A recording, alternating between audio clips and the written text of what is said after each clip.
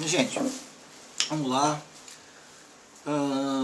Continuando nossa abordagem sobre Guimarães Rosa e João Cabral de Melo Neto, a gente é o seguinte, para a gente entender um pouco a obra desses dois, né, continuando nossa aula passada, a ficção, a partir de 1930, a gente pode distinguir 4 tipos de romance. Né? É o esquema de Goldman, um estudioso do assunto. Ele dividiu 4 tipos de romances, classificando-os em ordem pela intensidade entre a relação entre o herói e o mundo no qual ele está inserido. Porque é o seguinte, nos 2 últimos séculos da literatura ocidental, em face da sociedade burguesa, o romancista tende a criar o herói problemático. Né? A face do herói, como era cantado na Ilíada, na Odisseia, nos gregos, não se sustenta mais na sociedade dos nossos dias de hoje. Então, o capitalismo, a sociedade burguesa, o romancista tende a criar o herói problemático e a tensão com as estruturas. Por que essa problemática? Né? É a tensão desse herói em face das tensões com as estruturas incapazes de acionar os valores que essa mesma sociedade prega. Né? Ainda que nosso foco seja assim um conto de Natal, um alto de Natal e um conto de Guimarães Rosa, a gente vai ver que é importante para a gente entender essas 2 obras. Então, primeiramente, a gente tem o romance de tensão mínima, em que se opera o conflito em questões verbais e sentimentais. Quer dizer, as personagens não se deslocam da estrutura ou da paisagem onde elas estão inseridas. A gente tem como exemplo aí os romances do Jorge Amado, Marx Rebelo, por exemplo, A Estrela Sobe, A Morte de Quincas Berro d'Água. Né? Em segundo caso, não é o caso das nossas abordagens, mas o segundo a gente vai ver.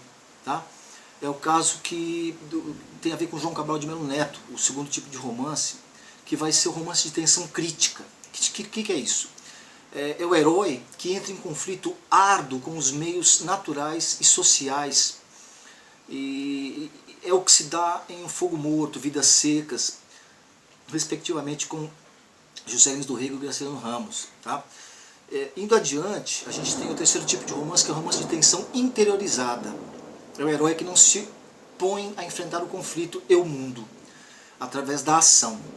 Tá? É o caso de uma Lígia Fagundes Telles, é mais interno, é internado, né?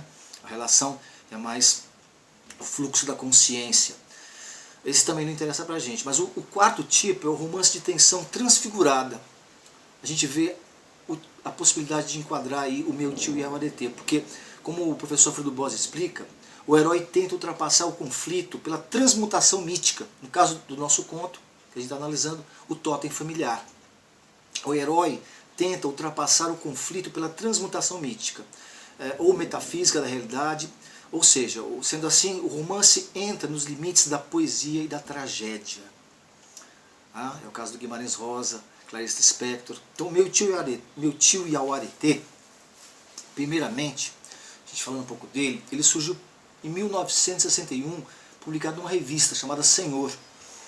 Hoje o conto do Guimarães Rosa se encontra em Essas Histórias, que foi publicado em 1968. Trata-se de um monólogo-diálogo. Por que monólogo-diálogo? Porque o protagonista, ele mesmo interroga e ele mesmo responde. O interlocutor nunca aparece. Né? Na linguagem que ele fala, tem termos em tupi, interjeções, onomatopeias, de todo tipo. Né? É um caos que ele vai contando. Mas tem uma estrutura dramática. É um texto híbrido. É uma prosa teatral. Do mesmo modo que é o Guimarães Rosa, o João Cabral de Melo Neto também se dá em tom de hibridismo. Porque Morte e Vida Severina, ainda que seja um auto, peça de teatro, ultrapassa os limites da peça teatral para adentrar no campo da poesia devido ao trabalho da linguagem. O Cabral, ele emprega a precisão da palavra e o verso substantivado, no caso da poesia dele, né? Mas em Morte Severina ele difere um pouquinho porque a gente vê um certo trato com a polissemia, ou seja, uma palavra tem vários sentidos. Um exemplo, ele fala assim, o meu nome é Severino, não tenho outro de pia. O que quer dizer isso aí?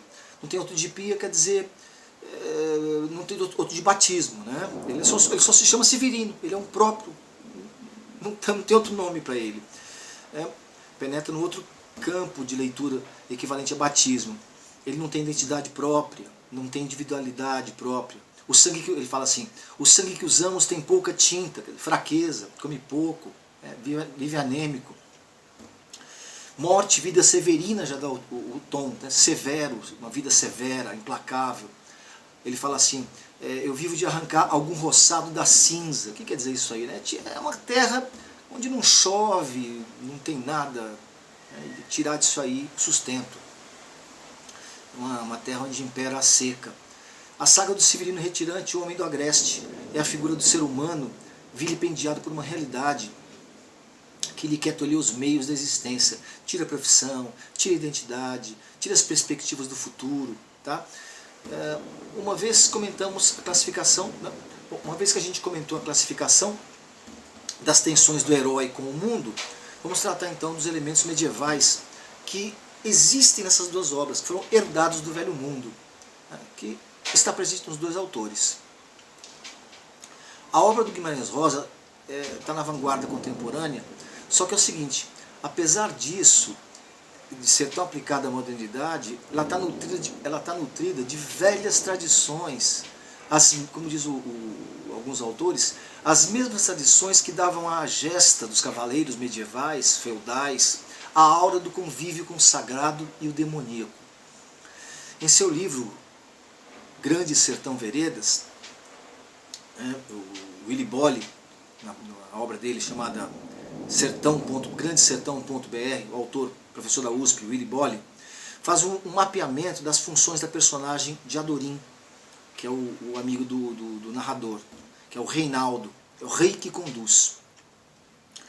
Tá? Esse professor, ele transpõe um comentário do Ariano Suassuna, que o Ariano Suassuna bateu um papo com Guimarães Rosa, e os dois, o Ariano Suassuna jogou com ele, falou, poxa, você pegou um tema medieval para guiar o seu romance, né? O Guimarães Rosa consentiu com isso, né?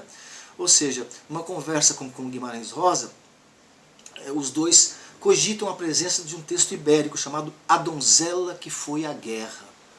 É um texto medieval português, todo composto em redondilhas. Redondilha são versos de 7 sílabas, típicos da Idade Média, né? E ele fala assim, você usou esse romance como fio condutor do enredo da obra. E o Guimarães Rosa confirma, sim. Né? Isso ele confirma, é atestado. O tal romance medieval serviu de, uso o termo, guião para a construção do enredo do romance guerreiro. A professora Valnice Nogueira Galvão, também da Universidade de São Paulo, aborda esse assunto de modo brilhante num estudo dela chamado A Donzela Guerreira, um estudo do gênero, e ela disserta sobre a figura feminina cujo pai não tem filhos, o filho varão, né, filho macho, sem concurso de mãe e por isso tem seu destino assexuado, se vestindo com roupa masculina para guerrear. Né? É o caso de Mulan, né? Quem viu aquele desenho, Mulan, é uma lenda antiga da China, a filha que vai à guerra porque o pai não pode ir, ela se veste de soldado e vai como um soldado. Para isso ela ilustra vários personagens, é o caso da Mulan, como eu falei, né? No século V, data daí, da cultura chinesa. Joana d'Arc, guerreira, Palas Athena, outra guerreira da Yansan, da cultura africana, Atalanta, Donzela Guerreira da Grécia Antiga, também filha única. Na Eneida, do Virgílio, ele não deixa de lado a Camila. Camila é um personagem que é virgem, dedicada a Diana, que lutou contra Enéas e ela morre em batalha. A Valnice também não deixa de lado os exemplos de figuras históricas contemporâneas, ela cita também tudo isso aí. Tá? Num caminho paralelo, o João Cabral de Melo Neto também se vale de elementos arraigados no sertão, cujas características remetem ao medieval da cultura ibérica. Então, tanto no Guimarães Rosa quanto no João Cabral, a gente encontra aí traços da cultura ibérica. Vemos isso na composição de Morte e Vida Severina. Se a gente for buscar embasamento em Sérgio Buarque de Holanda, a gente vai ver que se percebe o processo que o nosso Brasil, o processo histórico, recebemos muita influência da nação ibérica. Isso significa que herdamos uma gama de aspectos comportamentais, linguísticos, sintáticos, semânticos, culturais, que vêm da Península Ibérica, de um contingente medieval que se infiltrou na cultura nordestina.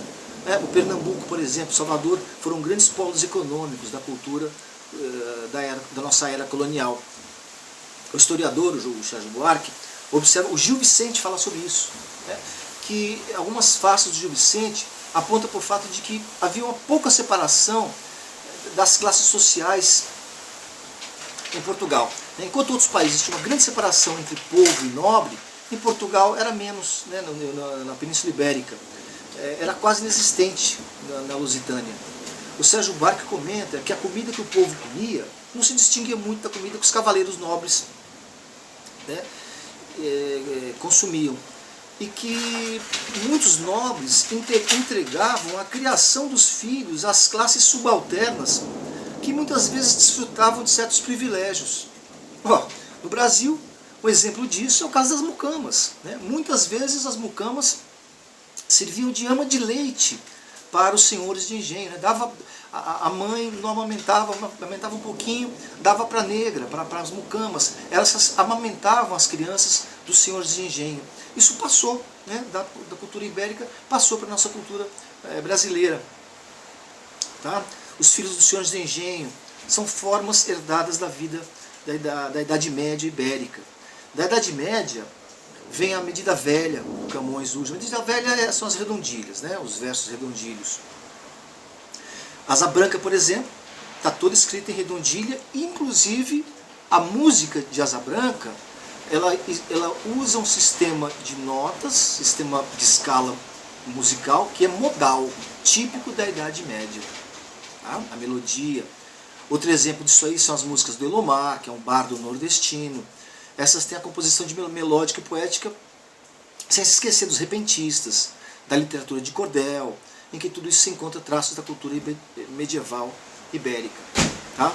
Bom, a gente vai parar por aqui, para na próxima a gente falar um pouquinho sobre a pedra de toque da poesia do João Cabral, como é que entender um pouquinho, a gente falou sobre a Idade Média, no próximo bloco a gente vai falar sobre, entender um pouco mais sobre a estrutura da linguagem de João Cabral e também falar sobre Guimarães Rosa. Obrigado, até a próxima.